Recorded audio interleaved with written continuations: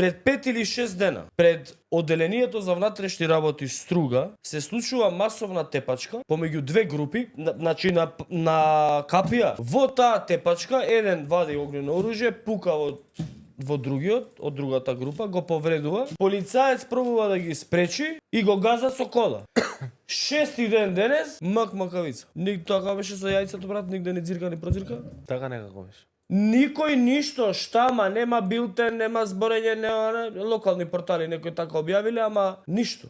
Згазен полицаец, пукано пред капија на полиска станица во Струга, со оружје без дозвола. Ни кривична пријава, ни обвинителот не знам, што, немало ништо. Све е снимено на камерина. Сите по дома, полицаецот на лечење на повредениот исто, тој пукање и никому ништо, штама. Ја бесим ти вика точно е така. Знам дека е така.